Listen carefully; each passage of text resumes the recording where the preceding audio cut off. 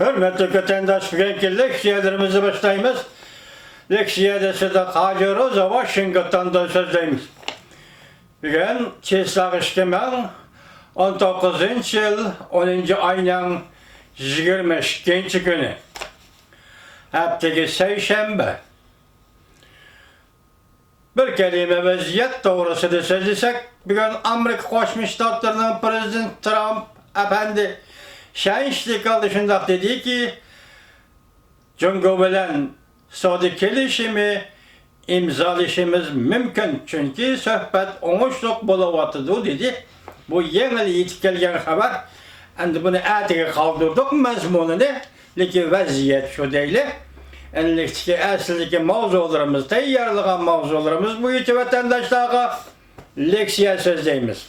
Mavzu mundaq hürmetli vatandaşım. Devlet İşler Katı Mike Pompeo,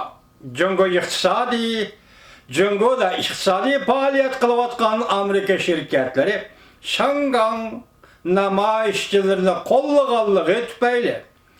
Cungo'nun öç elişiği uçurdu bu iş. Muvaffak iş emas. Yani Cungo'nun öç elişi muvaffak emas dep görsetti mavzuda haber. Amerika Avaz Xitay Til programı ilan kılındı haber. Bundak başlandı. Amerika Koşmuş Ştatlarının Devlet İşler Katı Mike Pompeo haftanın birinci günü yani 21. günü bundak görsetti. Amerika'nın Cungo'daki şirketlerinin işçi hizmetçileri ve hadimleri Şangan demokratlık karşılık görüştüğüş namayişçilerini kollap fikir ilan kılganlıktır. Cungo hükümeti bu şirketlerge zerbe verdi ve öç aldı. Devlet İşler Katı Mike Pompeo Amerika radyo şirketi Saudi Ticaret kanalı muhbirinin ziyaretini kabul kılganda Cungo'nun bu kılıkları doğru emas dep görsetti. Devlet İşler Katı Mike Pompeo munda görsetti. Her kandak bir şirket özlerinin bir yürüyüş kararını belgeleşi lazım.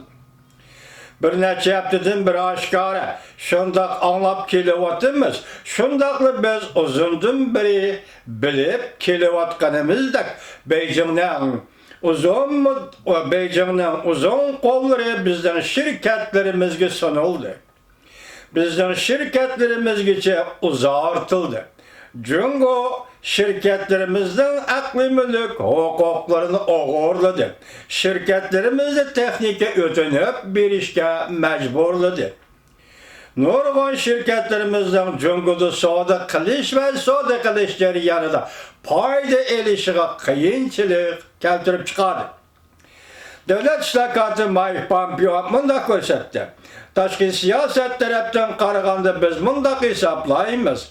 Amerika şirketleri hadimleri negizlik, erkinlik hukuklarını işe salalaydı. Cungo bolsa Cungo'da faaliyet kılıvatkan Amerika şirketlerine hücum kılıvatadım. Bu bütünlüğü doğru bolmagan iştir ve bu hareket kaydisiz harekettir. Oxşayda Devlet İşler Katı Mike Pompeo haftanın birinci günü Amerika şirketlerine ilham verip Cungo bilen alaka münasebeti bolganda beraber buluş prensipini tirişip izcillaştırışını görsetti. Bu prensip yakında Amerika taraf işletip Amerika'da hizmette buluvatkan Cungo emeldarlarının Amerika'da yerlik emeldarlar bilen görüşmekçi yaki tetkikat organlarının mesulları bilen görüşmekçi bolganda işte avval Amerika taraf ki bildirip bu işi gerek deydiğen belgelemelerini şendirip ötken idi. Şangan meselesi kelgende Mike Pompeo Devlet İşler Katı Mike Pompeo mundaq görsetti. Cungo özünün negizlik mecburiyetlerini ada kılış gerek. Cungo bir devlette işke xiltizim doğrusu da vədə bergen idi. Prezident Trump allaqaçan mundaq görsetti. Cungo Angliya, Cungo Birleşme Bayanatı ılam emas. Birleşken Devletler Teşkilatı ve halkara cemiyetke bergen vədilerini davamlıq əməl kılışı lazım. Jungo berge verdilerini Şangan işleri de emelileştirişi lazım. Amerika'da Kaspi Basketbol Cemiyeti Raketa Komandası'nın rehberi Mori 10. ayının 5. günü Twitter'da fikir kaldırıp Şangan'da demokratiya ve erkinlikle kolga keltiriş, o muamil saylamla kolga keltiriş için köreş kılıvatkan Şanganlıkla kolluganda Jungo qattiq inkas qaytarıp Amerika'nın Jungo'daki şirketlerine selavatkan besimni kuchaytdi. New York vaqt gezisi Xitoy tillashirdi. Bunda xabar qilin. NBA Şangan'ı qollash vaqasi yuz bergandan keyin, ya'ni basketbol jamiyati Amerikadan Şangan'ı qollash vaqasi yuz bergandan keyin xalqaro shirkatlarning Jungodagi o'rni o'tqa aylanib qoldi. Yoki o'tloq bo'lib qoldi. Bu menden aytganda Davlat ishlar kotibi Mike Pompeo'nun yuqorqi so'zlari bir qatimlab markazlashtirib javob qaytarish bo'lib hisoblanadi.